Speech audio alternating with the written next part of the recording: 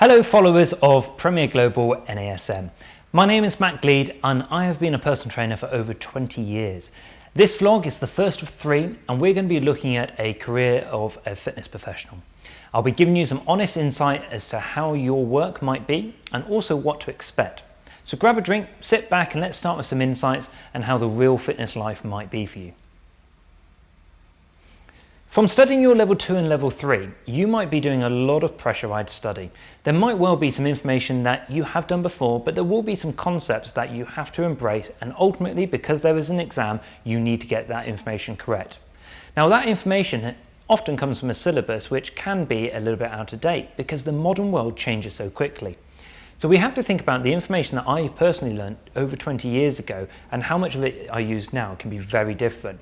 But ultimately there is a process. And as with all information, as you go through any process, learning how to benefit and you go through a process successfully is actually quite a critical part of this. Now, it's a bit like going into the world of personal training. There is certain processes that the business that you work for want you to do. There also might be certain processes that as a personal trainer, you need to do for insurance reasons or for personal gain as well. So learning how to successfully manage processes can be a very successful time. The information, as I say, can be very different. So some of you will be personal trainers and you might be looking to work within a leisure centre. Some of you might be a gym, some of you might be a health club, and some of you may just be setting up your own studio straight away. So there's going to be a lot of information which will be very relevant to you at different times of this journey as well. So I'm going to start a little bit about my personal journey.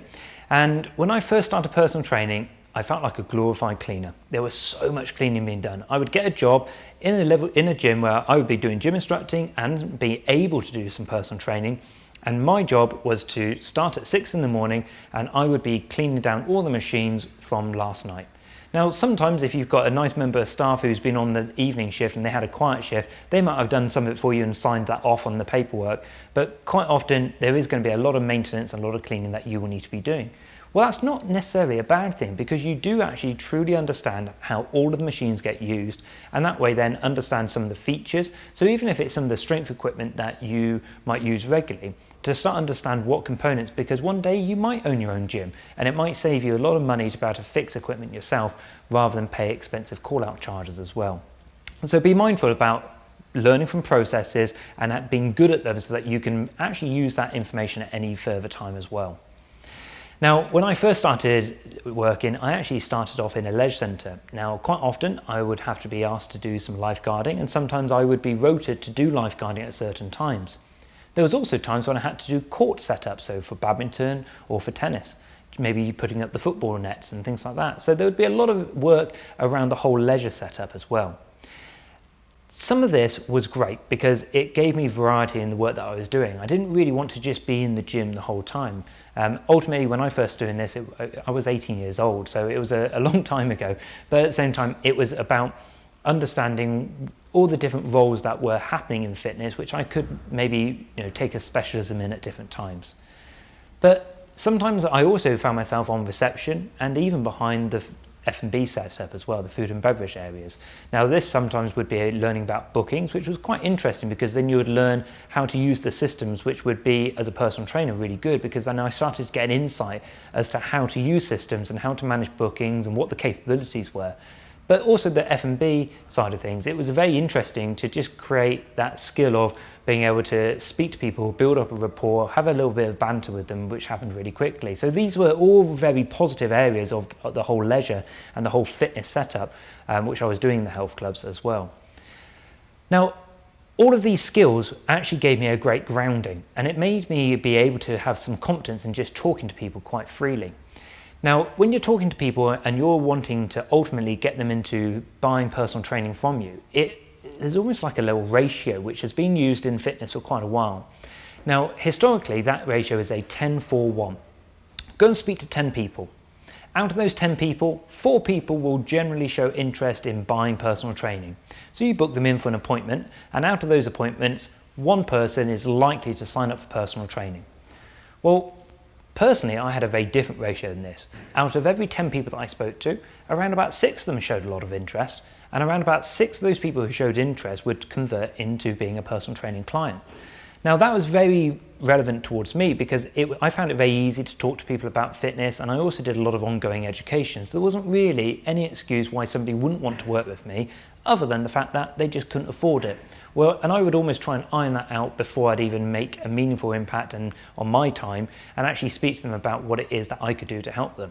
If they can't afford the services that you're offering, then that's completely understandable. Everyone has financial restrictions on them at some point, and if they can't afford it, then that's not your fault and it's not their fault. That's just the way that life is. But if they are looking to achieve something that you have a skill set which could help them, and they have got the financial capability to afford that, then that service that you're providing should generally be taken up almost every time. So talking to people, there is almost, as I've developed my career now, I have this insight to offer you, which is it takes around about 10 interactions to really build up a good rapport with somebody. So if you go up to somebody who you've never met before and say, "Hi, I'm Matt, I'm a personal trainer, would you like some personal training?" You've not really done the groundwork for them to understand that you are actually a good fitness professional, that they could trust in the advice that you're going to give them, but also you've got the capability to help them in whatever their goal might be. So start to just be a friendly person and build upon that rapport and have several interactions and try and speak to them about what it is that they're trying to achieve and just understand what motivates them. And that's the clever part. If you can understand what truly motivates somebody, then ultimately you just have to show that you have got the skills to help support them. They've got the motivation, you've got the skill set. This could be a match made in heaven that I can help you achieve your goals now. So that rapport building works really well. Now, when I first started personal training, I worked in 2 different gyms and the shifts were pretty busy. I would quite often work from 6 a.m. in one gym, and another gym I worked at shut at 11 o'clock at night. So if you think about the amount of hours, and your shift pattern would change every couple of weeks at that time. Now, for those of you which are going to go straight into personal training and not work in a leisure centre or a health club or a gym environment, you might already be able to dictate some of the hours that you're going to train. But be mindful about the hours that people want personal training. Quite often that time is going to be outside of their work schedule. So early mornings from 6 until 9 in the morning, then they might be at work from 9 till 5, and then at 5 o'clock they might then head back to the gym or be heading to the gym, and then they might be training with you potentially between the hours of 5 till 9 again. But you might have to do some gym shifts in order to almost arrange those interactions and to speak to people about what their goals are. So I've always quite enjoyed working on the gym floor because it meant that I could meet a lot of people and be paid for it. And then at that time I can then start to convert them into hours that work for me and also work for them as well. So really think about the working hours that you present yourself, and you might decide that you don't want to work certain hours. So for some people they set a very clear rule that they don't want to work more than 2 evenings a week. So maybe a Monday and a Wednesday, but also weekends as well. Now, when I first started working in fitness, I worked every other weekend. So that meant that one weekend I would be working any hours from 7 till 7. And then that would be on a Saturday and a Sunday. So there'd normally be a 6 to an 8 hour shift on a Saturday and a Sunday. And then on the other weekend, I personally invested a lot of my time into ongoing education courses, which was great because it meant that I had more skills to learn, more skills to develop, and then when I was offering them on the gym floor, I could become busier, and then eventually I started to work less weekends, and now I still work potentially 1 in 4 weekends. That's kind of the ratio that I work quite comfortably with, and during that now I teach those courses as opposed to actually have to work doing personal training. So think about the hours that you want to work and be very mindful about getting yourself into good habits that work within your life. Maybe you've got a family, maybe you've got a partner that you want to spend time with, maybe you just want some free time that you've been working the week, you want your downtime as well. So we've touched on the fact that I did a lot of further education, so we call this continuous professional development. These are your CPD courses. Now within those, one of the first early qualifications that I did was indoor cycling. And I actually did this qualification about 2 or 3 times with different companies because I wanted to learn how different approaches and different styles of indoor cycling came about. So I actually did the Les Mills RPM, I did spinning from its original source, and I also did indoor cycling as well. So throughout doing the 3 different qualifications, I actually then decided that I wanted to take the best parts of each one, and it gave me the freestyle ability to actually choreograph my own indoor cycling classes. And this was great, but I did end up teaching a lot of classes a week. And I did this on purpose because, one, I don't mind getting paid to work out. That's almost like the golden sort of appreciation point. Like, you want to pay me so that I basically just tell you what I'm doing in my workout. I thought that was great. And indoor cycling definitely improved my fitness in that capability.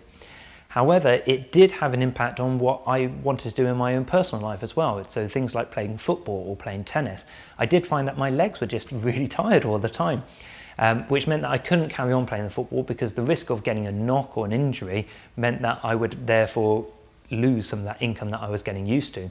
So you've got to weigh up the balance between professional and personal life and working out what fits best for you. One of the other qualifications that I did, which turned into a potentially big source of revenue for me, was TRX.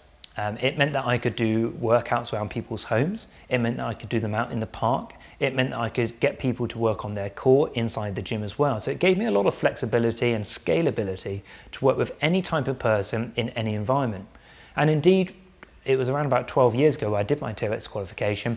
It has now led to me being a senior master trainer, and I actually now train trainers all over the world on how to do TRX as well. So it was a great opportunity that I really embraced, and that paid me back in many ways as well. Now, one of the qualifications that I did, which was potentially one of the best ones, which opened up a lot of opportunities, was also fitness yoga.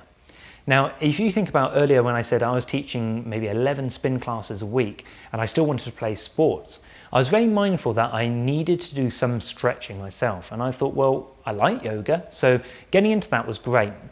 And it really gave me a very different focus as well, because I'm going to encourage you to think of indoor spinning or cycling as a cheerleader on steroids. It's basically just pushing people as hard, as fast as they can go all the time. But yet the fitness yoga gave me the appreciation to actually move with purpose, poise and presence. And the way that I instructed that was very different as well. So it really challenged my skill set to give me a better grounding of lots of different skills that I can refer and pull from at different times as well. So it gave me a lot of personal gain, but also teaching 4 or 5 classes a week, it really gave me the opportunity to build up a very different type of following. And then when those people who were doing yoga wanted to do a little bit of strength training, I would be the personal trainer for them. But at the same time, if there was somebody who was really into their sport, but they knew that they needed to stretch and they didn't enjoy that, I could take them through one-to-one fitness yoga as well. So it worked out great for everybody. So at this point, we are now going to leave this vlog here, and there will be a part 2 to this. Now, in that second part, we're going to look at the opportunities that you might have, working with different types of fitness professionals, and we're also going to look at the opportunities that may present themselves to you throughout your career, and also working with some celebrities as well. So tune in for our second video to understand a little bit more about my career and how you could learn from